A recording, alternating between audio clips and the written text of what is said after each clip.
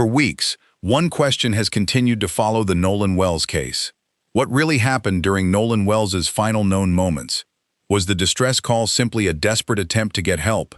Was there something in the recording that listeners missed? And now, as new discussions about messages, audio, and the autopsy continue to spread online, another question has started getting louder. Could there be evidence that changes how people understand what happened to Nolan? There is one important problem, though. A great deal of what is circulating online has not been publicly confirmed by investigators. That distinction matters, especially in a case where one unclear recording can be replayed thousands of times, enhanced by different people, interpreted in completely different ways, and eventually presented as though it were an official finding. So today, we're going to slow this story down. We're going to look at what has actually been discussed publicly, what remains uncertain, and why the questions surrounding Nolan Wells's final moments have become so difficult to separate from the theories surrounding them. And if you've been following this case from the beginning, you already know how quickly one new detail can send the entire conversation in another direction. Before we go further, if you appreciate careful true crime reporting that separates verified information from online speculation, take a moment to subscribe to the channel. We follow these cases closely, and when credible developments become available, we come back and examine them together. Now, let's go back to the evidence that started much of this conversation: the distress call. According to the material publicly discussed, recordings connected to Nolan Wells's final known moments have circulated widely online. Over time, different versions of those recordings have appeared. Some were cleaned up. Some had background noise reduced. Some had certain frequencies amplified. And some were processed with artificial intelligence in an attempt to make unclear sounds easier to understand. That sounds helpful at first. But there is a serious problem with that approach. When an original recording is unclear, improving it does not necessarily mean recovering words that were actually captured. Sometimes enhancement can make a recording easier to hear. Sometimes it can also introduce sounds or artifacts that listeners interpret as meaningful. Think about an old cassette recording from years ago. Perhaps you have one tucked away somewhere. Maybe it was recorded at a birthday party, a family gathering, or during a holiday many years ago. After all this time, the tape may have background hiss, voices talking over one another, or music drowning out parts of a conversation. If you clean that recording up, you might hear certain words more clearly. But if the original tape never captured a particular word, no software can honestly guarantee that the missing word can be reconstructed. Audio evidence works in much the same way, and that is where the Nolan Wells discussion becomes complicated. One person listens to an enhanced version and believes they hear one phrase. Another person hears something completely different. A third listener hears nothing unusual. Then another version appears online, and suddenly the debate starts all over again. The question eventually stops being, "What does this recording say?" Instead, people begin asking something much more important. Can we trust the version we're hearing? That question deserves careful attention. The material available for this story indicates that investigators have not publicly confirmed that the enhanced versions circulating online are official investigative evidence. That does not automatically mean every enhanced recording is worthless. It simply means viewers should not confuse an internet-created version with an officially authenticated piece of evidence. And that distinction becomes especially important when people begin connecting the audio to the autopsy. An autopsy can provide valuable information. It can help document injuries. It can identify medical conditions. It can contribute to establishing a timeline. But an autopsy does not automatically explain every circumstance surrounding a death. Investigators compare medical findings with other evidence. Witness statements, phone records, digital information, search efforts, physical evidence, vehicle movements, and timelines. Each piece has to be considered alongside the others. That is why the growing conversation about Nolan's case cannot be reduced to one recording or one report. There is another reason this matters. Once people begin hearing a particular interpretation of an unclear recording, it can become surprisingly difficult to listen to the original without expecting to hear the same thing. You may have experienced something similar yourself. Someone tells you, "Listen carefully, I think they're saying this." You listen again. Suddenly, you think you hear it too. That does not mean anyone is lying. It means our brains naturally look for patterns, especially when we already have an idea of what we're supposed to be hearing. Forensic specialists understand this problem, which is why careful analysis involves comparing processed audio with the untouched original and documenting how the recording was altered. The loudest version online is not necessarily the most reliable version, and the most dramatic interpretation is not necessarily the correct one. But there is something else that makes this case particularly interesting. While so much public attention has centered on what people believe they hear, the broader investigation involves far more than audio. It involves timelines, digital evidence, witness accounts, physical evidence, and the final known movements connected to Nolan Wells. That brings us to the question that may ultimately matter more than any mysterious sound. Do the different pieces of the investigation actually fit together? If one timeline says one thing, does the available digital information support it? If a witness remembers an event one way, does another independent source confirm that account? And if a message or recording appears to suggest something important, can investigators authenticate where it came from and determine whether it has been altered? Those questions are much less exciting than a dramatic headline, but they are the questions that can eventually separate a theory from evidence. Before we move deeper into the timeline, I want to hear from you. After everything we've discussed so far, do you think the enhanced audio deserves as much attention as it has received? Or do you think the focus should be more heavily placed on the timeline, messages, and other evidence? Leave your thoughts in the comments. And please keep the conversation respectful. Cases like this involve real people and real families, and the goal here is to examine the evidence, not to turn uncertainty into accusation. Now, there is one more detail about the online recordings that deserves special attention. As different copies spread across social media, videos were downloaded, edited, reposted, and sometimes uploaded again without clear information about where the original file came from. Once that happens, determining exactly how a recording changed can become extremely difficult. That brings us to a question that may be even more important than what people think they hear. Where did the recording come from in the first place?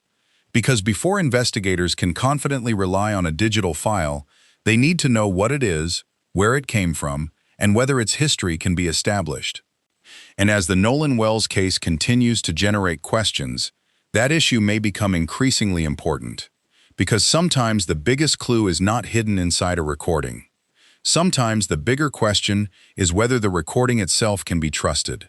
That question about the recording's origin brings us to another part of the Nolan Wells investigation that deserves a closer look: the timeline. Because once investigators begin moving away from the question of what people think they hear and start examining what can actually be documented, the case becomes much more complicated.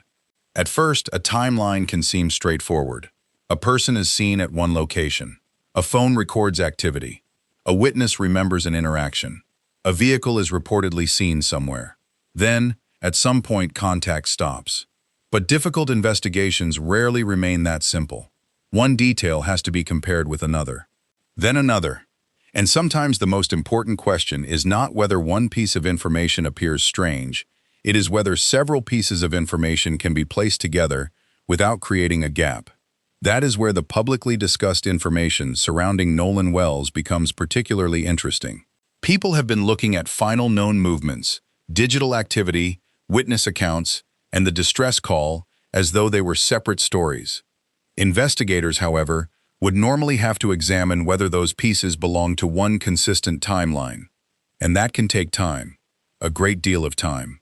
Phone records may show activity, but they do not automatically explain who was holding a device. A location record may indicate where a phone was detected, but that does not necessarily establish everything that happened at that location. A witness may remember seeing someone at a particular time, but human memory is not a clock. And an audio recording may contain important information, but only if investigators can establish what the recording actually is and how it was obtained. This is why a single apparent inconsistency should be treated carefully. Suppose two people remember an event differently. It is tempting to conclude that one of them must be lying, but investigators know there are many other possibilities. Stress can affect memory. Darkness can affect what someone sees. The passage of time can change details. And two people standing in different places can honestly remember the same event differently. That does not mean contradictions should be ignored.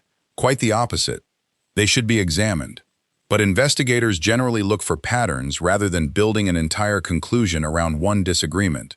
And that brings us back to the mysterious messages that have become part of the public discussion. Whenever a message appears to contain something unusual, people naturally want to know what it means.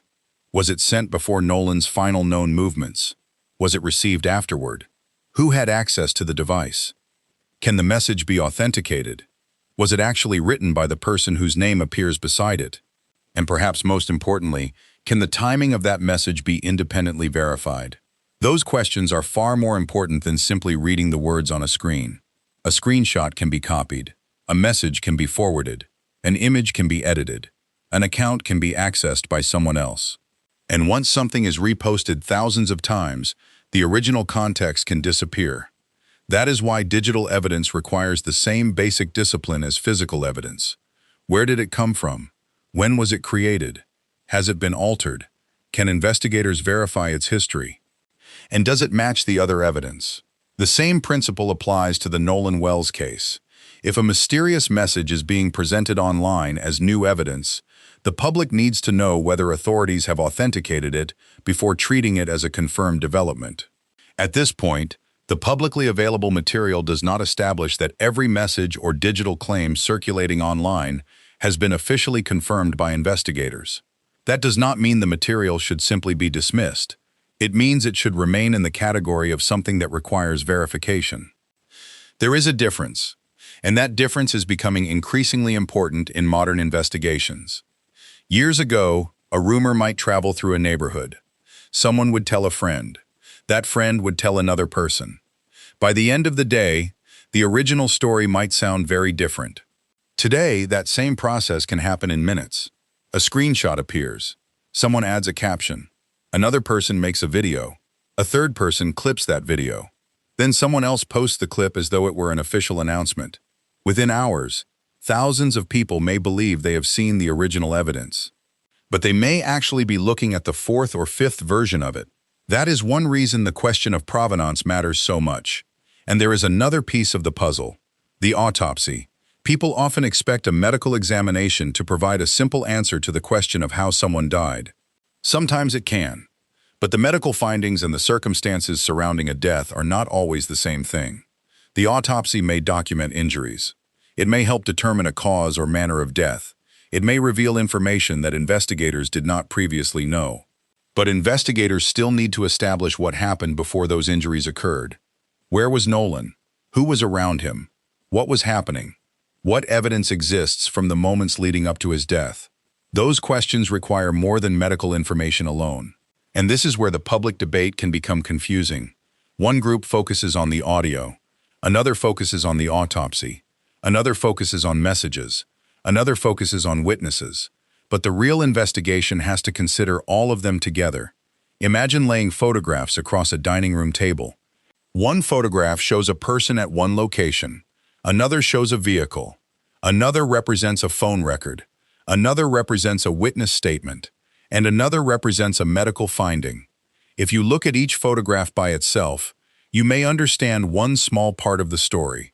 But the real picture appears only when you begin placing them beside one another. That is what investigators are trying to do. And sometimes, when those pieces are placed together, an apparent contradiction disappears. Other times, it becomes more important. That is when investigators take a closer look. One detail that deserves particular attention is the difference between what people believe should have happened and what the available evidence actually shows. Those are not always the same thing. For example, someone may believe that a particular message proves Nolan was at a specific location. But unless the message can be authenticated and connected to other evidence, it may not establish that fact. Someone else may believe the distress call contains a particular phrase. But if the original audio is unclear and the enhanced version was created outside the official investigation, the interpretation remains uncertain. And someone else may believe the autopsy proves a particular sequence of events, but medical findings alone may not establish who was present or what happened immediately beforehand. Each theory may sound convincing when presented by itself, The challenge is determining whether it survives when compared against everything else. That is where investigations become painstaking. And sometimes, the quietest evidence turns out to be the most important.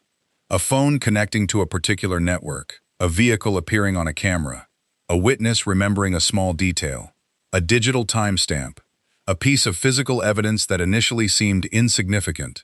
None of these details necessarily makes for a dramatic headline, but put enough verified details together, and a timeline begins to take shape. That may also explain why the public conversation has been so difficult to settle. People want one piece of evidence that answers everything. But the investigation may not work that way.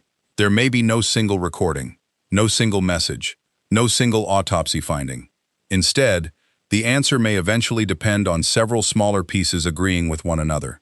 And there is one emotional reality behind all of this that should not be forgotten. For the people who knew Nolan, this is not an online puzzle. It is a person's life. It is a family waiting for answers. It is the memory of someone who should still be here. That is why every new claim deserves both attention and caution. People deserve answers, but they also deserve answers that can withstand scrutiny. And as the public continues examining the mysterious messages and the disputed audio, one question remains especially important. Do these pieces actually point in the same direction? Or have separate clues been combined online simply because people desperately want them to form an explanation? Before we go into the next part, I want you to think about that question.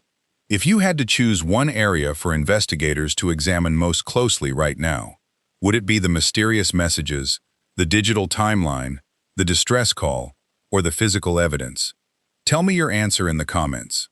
And if you've been following Nolan's story from the beginning, tell us where you're watching from as well. There are viewers following this case from many different places, and it is remarkable to see how far the conversation has reached.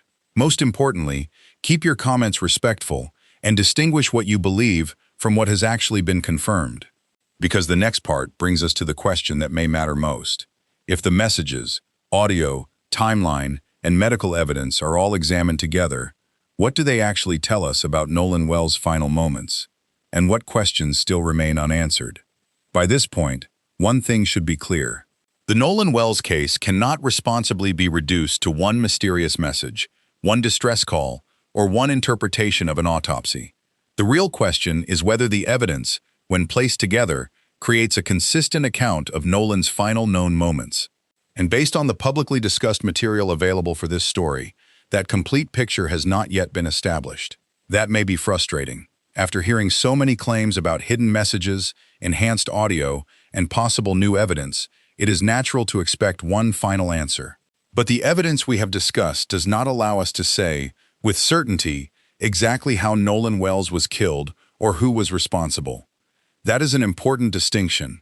There are questions, there are theories, there are pieces of information that deserve examination. But a question is not the same thing as a conclusion. Let's start with the mysterious messages.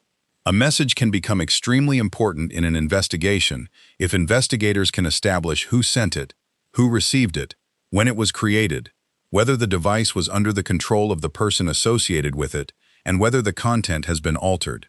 Without those answers, the existence of a message alone does not establish what happened. That may sound obvious, but it becomes surprisingly easy to forget once a screenshot begins circulating online. A screenshot feels concrete. You can see the words. You can see a timestamp. You can see a name, but what you cannot necessarily see is everything behind that image. You cannot see who had access to the device. You cannot see whether the image represents the complete conversation. You cannot see whether the image represents the complete conversation. And you cannot automatically know whether the timestamp tells the complete story. Those are precisely the kinds of questions investigators have to ask. The same caution applies to the distress call. The enhanced recordings have generated enormous public interest. People have listened repeatedly. Different versions have been uploaded. Some listeners believe they can hear words that were previously unclear, but unless an enhanced recording has been authenticated and accepted as investigative evidence, it remains important to describe those interpretations as interpretations, not facts. That does not make the public's questions unimportant. Quite the opposite. Sometimes public attention draws investigators back toward a detail that deserves another look, but ultimately, evidence has to stand on its own. And that brings us to perhaps the most important issue in the entire discussion: the difference between enhancement and discovery. Technology can make an existing sound easier to hear. It can reduce certain background noises. It can separate frequencies. It can improve intelligibility. But if a sound was never clearly captured in the original recording, software cannot guarantee that it can recover the missing information exactly as it existed. Artificial intelligence makes this even more complicated. Some modern systems can produce remarkably convincing results. That can be useful. It can also create a dangerous illusion of certainty. A computer-generated reconstruction may sound perfectly natural to the human ear, but natural sounding does not automatically mean authentic. That distinction could become increasingly important in criminal investigations. And Nolan Wells's case illustrates why. Because once an unclear sound is transformed into something that sounds like a clear sentence, people naturally begin treating that sentence as though it was always present in the original. But investigators have to ask a harder question. What did the original recording actually contain? That is why preserving the untouched file matters. It gives experts something against which every enhancement can be compared. Without that original reference point, the discussion becomes much more difficult. Now consider the autopsy. The autopsy can provide information about Nolan's body and the medical circumstances surrounding his death. But even valuable medical evidence has limits. It may help answer how a person died medically. It may document injuries. It may help establish a cause or manner of death. But it does not necessarily identify every person who was present. It does not automatically reconstruct every event that happened beforehand. And it does not independently verify every digital message or audio recording circulating online. Those pieces still have to be connected. That is why the broader timeline remains so important. If investigators can establish where Nolan was at particular times, who had contact with him, what digital activity occurred, what witnesses observed, and how those details correspond with the physical evidence, the picture becomes stronger. One verified detail may not seem significant, but several independent details pointing toward the same conclusion can become extremely powerful. This is also why contradictions deserve careful attention. A contradiction does not automatically prove deception. It may be caused by memory. It may be caused by confusion about timing. It may come from incomplete information. But if several independent records contradict a particular account, investigators may have reason to examine that account much more closely. That is the difference between suspicion and evidence. Suspicion asks, could this have happened? Evidence asks, can we demonstrate that it happened? That standard matters, especially when the consequences of getting it wrong can affect real people. And this is where I want to pause for a moment and bring you into the conversation. If you followed Nolan Wells's case from the beginning, you've probably developed your own view about which piece of evidence deserves the most attention. So tell me in the comments, do you think the mysterious messages deserve another close examination? Do you think the distress call contains information that investigators have not publicly addressed? Or do you believe the most important answers will ultimately come from the timeline, digital records, witnesses, and physical evidence? And tell us where you're watching from. Whether you're watching from across the United States or from somewhere else in the world, your perspective is part of what makes these conversations so interesting. Just remember that theories should remain theories until they are supported by verified evidence. Now, when we step back and look at everything we've discussed, there is something else that stands out. The public has been looking for a dramatic breakthrough. One hidden message, one mysterious sound, one autopsy detail, one witness, one piece of evidence that suddenly explains everything. But investigations rarely unfold so neatly. The answer may eventually come from several ordinary pieces of evidence that only become meaningful when placed together. A phone record, a timestamp, a camera image, a witness statement, a medical finding, a physical object, a digital record. Each one may seem incomplete by itself. Together, they can become a timeline. And that timeline may ultimately tell investigators much more than any viral recording ever could. As of the information discussed in the material available for this story, there is still no publicly established basis for stating exactly how Nolan Wells was killed, based solely on the mysterious messages or enhanced audio circulating online. That means we should resist the temptation to turn an unanswered question into a confirmed conclusion. There is nothing wrong with asking difficult questions. There is nothing wrong with examining evidence closely, and there is certainly nothing wrong with wanting justice. But the strongest search for truth is one that allows the evidence to lead the conversation, not the other way around. For Nolan's loved ones, that distinction matters. Behind every video, every comment, every headline, and every theory is a human life. There are people who knew Nolan personally, people who remember conversations, ordinary moments, family occasions, and the person he was before this case became a subject of public attention. That is why patience matters. So does compassion, and so does accuracy. The public may eventually learn more. Investigators may release additional information. New witnesses may come forward. Digital evidence may clarify parts of the timeline. A future forensic examination could potentially answer questions that remain unresolved today. But until those developments are verified, the responsible position is to acknowledge what we know, identify what we do not know, and avoid presenting speculation as fact. And perhaps that is the most important conclusion we can reach right now. The mysterious message may deserve attention. The distress call may deserve careful forensic examination. The autopsy may provide important medical information. The timeline may contain details that still need to be understood. But none of those pieces should be treated as the entire answer by itself. The investigation is bigger than any single clue. And if there is eventually a breakthrough in Nolan Wells's case, it may not come from the loudest claim on social media.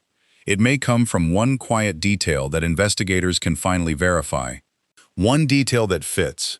One detail that cannot be explained away.